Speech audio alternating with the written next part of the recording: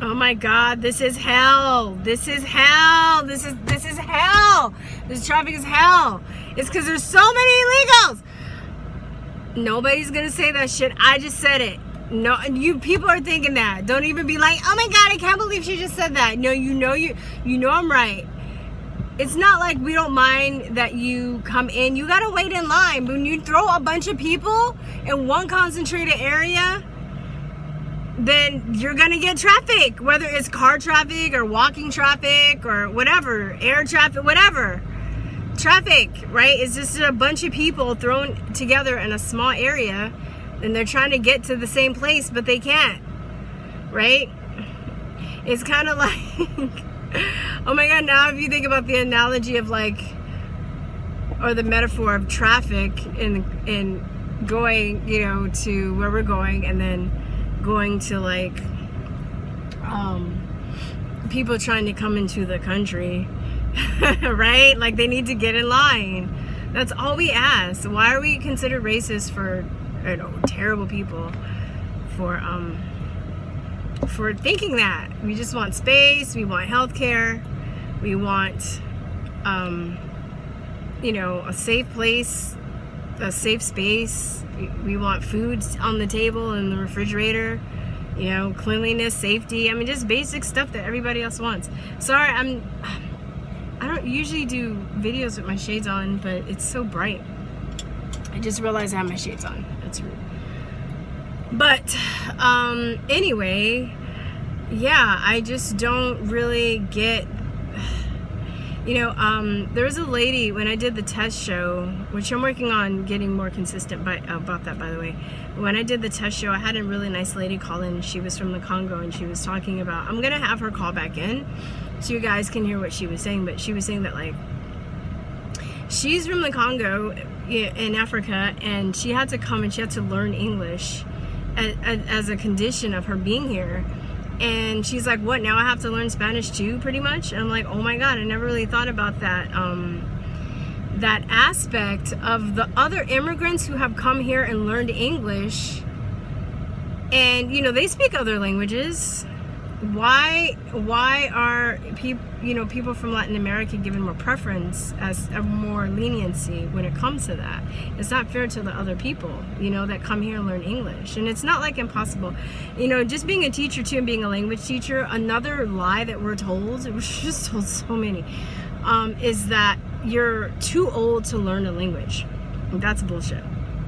The reason why they say children learn faster, it's not because they're physically young, but it's because children are more curious. And, you know, they're forgiven more so for their mistakes, because people are just like, oh, you're so cute. Oh, you make, you know, like, they'll get corrected and stuff. And they don't have a lot of baggage. So if they make a mistake, they just get back up and you know, start all over again. And it's like when you're learning a different language, you do have to go back to being a child. Even if you're really intelligent in your own language, you can't express yourself in the language that you're learning. It's very crippling, and it to other people's egos, it's very damaging sometimes, right? Imagine you're like a surgeon in your native country, and then you come here and you have to learn English, and you just like, you're reduced to a 2-year-old again. You know, for some people it's very emotionally jarring. And even when I lived in Taiwan, I gotta realize that too, because I mean, just imagine you're one where like everything's in English, right? Like I'm driving on the freeway, and you know, the traffic signs are in English and license plates are in English, and you know, if I roll the window down, I'm listening to English, mostly English music. Sometimes you get the dun dun dun dun dun dun dun. Not into that. Even though I do like world music, not into that shit. But I'm just kidding. I just have to clown since I'm talking about legal immigration. I'm clowning, you guys. This is a joke. It's a joke. Okay, so everything around me, like the businesses on the side of the street, like everything's in English. You go to a different country and everything is in fucking Chinese, and you can't fucking read. You're illiterate. You're automatically just like, bam, illiterate. Like your superpowers have been taken away. You're really vulnerable, right? I had to ask people to I'm like, can you read my gas bill for me? Could you do just the simplest things that I'm so used to doing? So for me, when I went over there, it was a huge, it was a very eye-opening experience, and it really, you know, I'm a really independent person, so it made me have to ask for help from people, which, you know, it's really hard for me to do.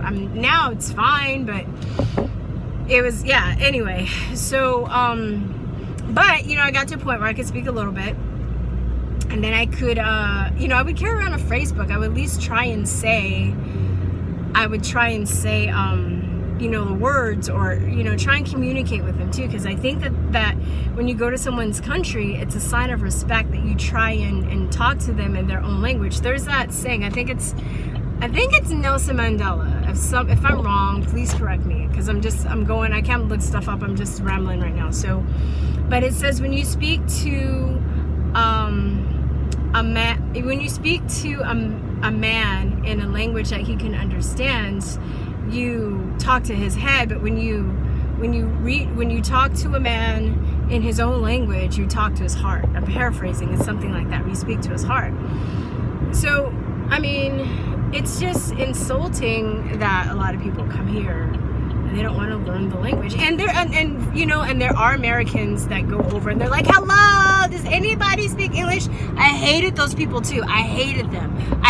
I was embarrassed by them. I was like, tell me I'm from Canada. But now that Trudeau's president, I was like, damn, I don't want to be from Canada. But anyway, I was like, you know, I hated those people too. Either way, it's very disrespectful to go. It's like going to somebody's house and not talking to them. Why would you go to somebody's house and not talk to them, you know? Not try and communicate with them, just be there and use their resources and not try and bond with them. Like, I don't know. Plus, you know, you're very vulnerable when you don't speak a language in a country, right? You're more subject to being robbed or taken advantage of. If an emergency happens and you don't speak the language, how are you going to, you know, call 911 and they're like, what are you saying? What? Right? They did have a hotline that you could use in case of emergencies for stuff like that. But still, it's, if you know the language, you can just talk right there.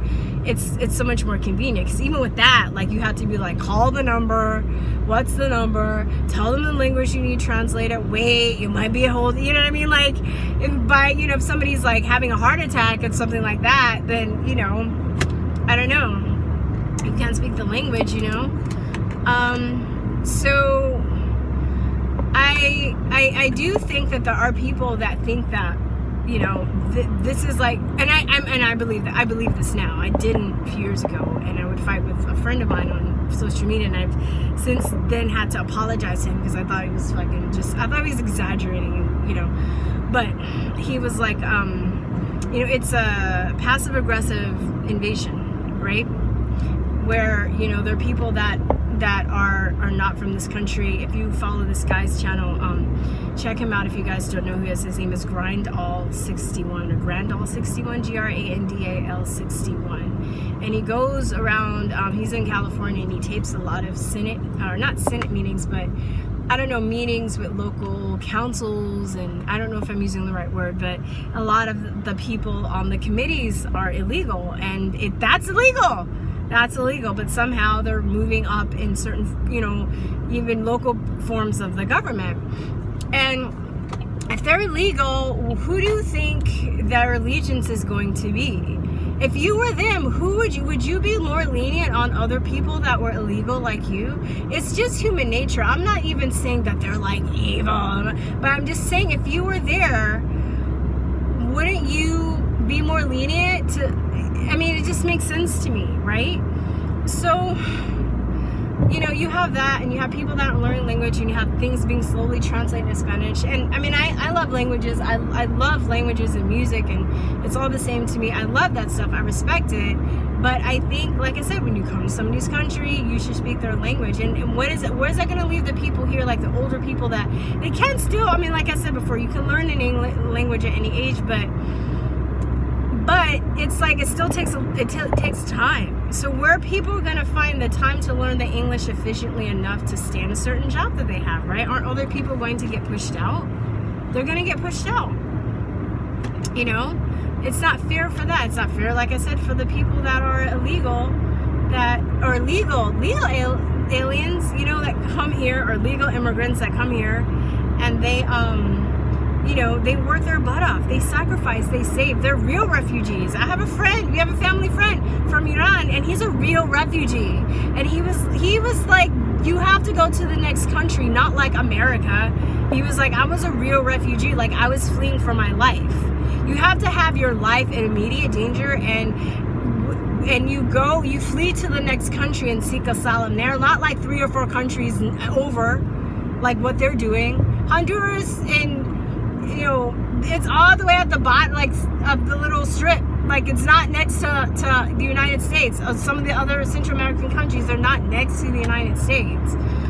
So people are completely taking advantage of it. And like I've said before, it really just irks me that I try not to go up too much. Sometimes I get really mad, but I'm just like, I look at a lot of these people that are upper middle class, or at least have enough money to like own a house or have a car in these ritzy neighborhoods and stuff, and they're the ones that are for open borders. And I don't even know if they like realize that you know, I think they think that like, oh, you know, no human is illegal, because you see those stupid ass signs in the yard, like, no humans illegal, women's rights are human rights, and blah blah blah blah blah.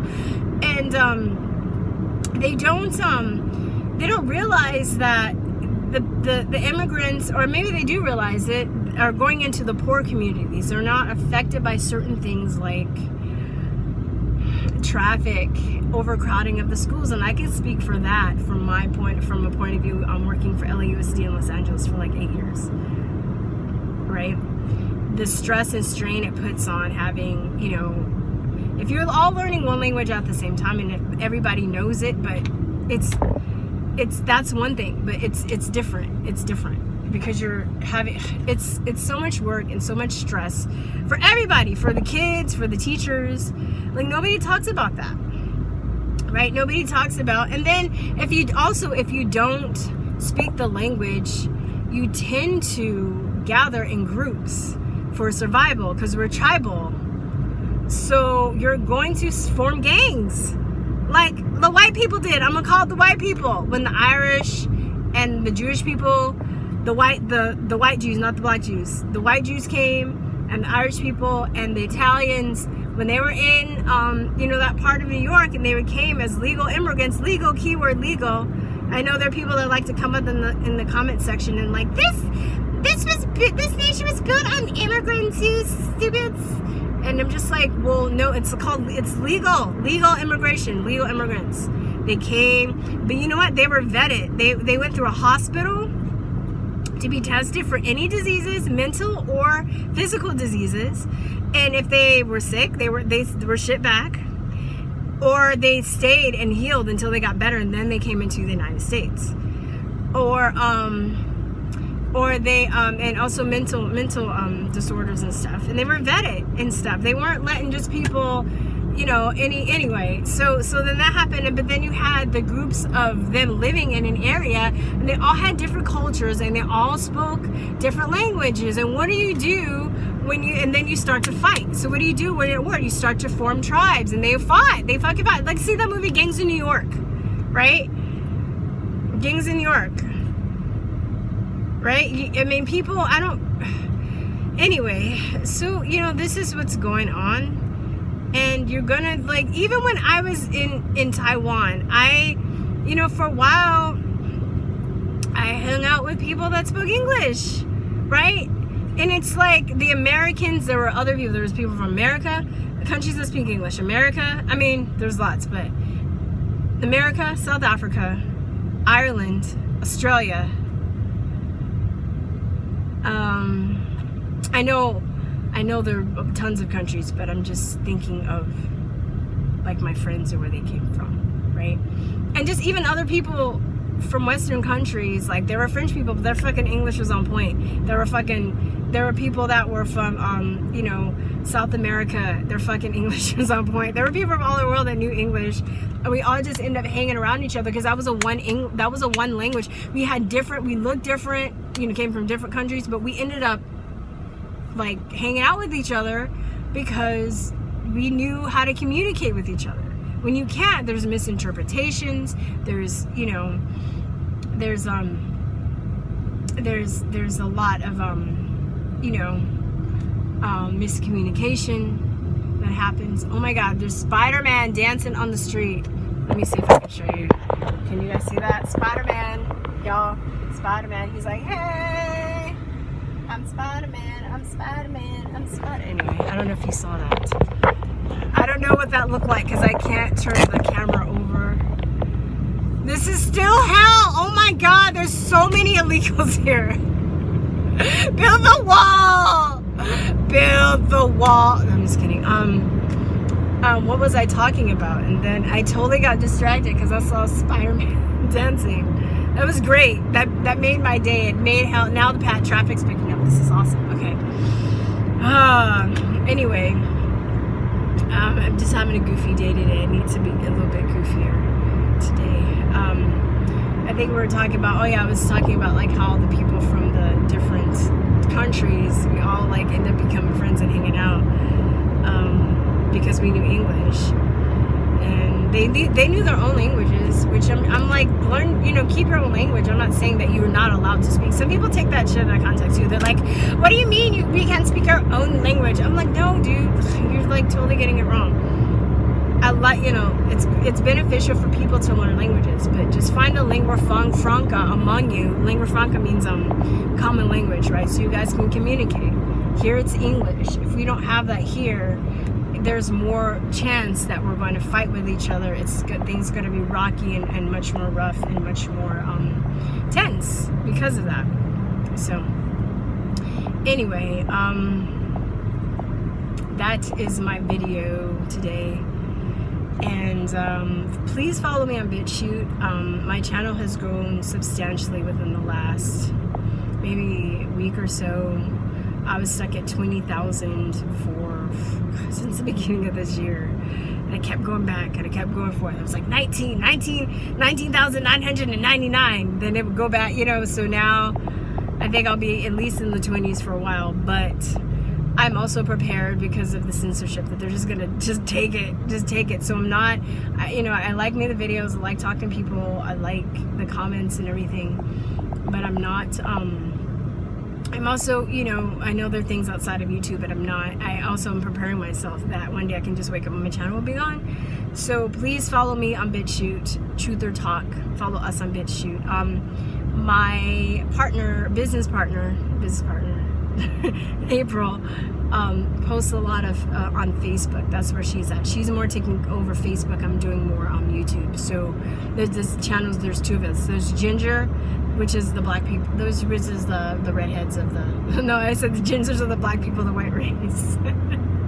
It's me and the brownie, the ginger and the brownie. So just remember that. But right now, like it's a long story. Anyway, please follow us on BitChute. We're on Steam. We're on a couple, I think mine's Twitter. You can follow us there as well, but we're just kind of sticking to two right now and waiting to see how this flows before we start putting our energy into a lot of them, because it gets very it's a lot of work, and we both, like, I have a job, I do a lot of extra stuff on the side, she has a family, she's homeschooling, so it's very hard for us time-wise, right? Anyway, that's it, you guys. Thank you so much for subscribing, and peace, truth, love. Bye-bye. Mwah.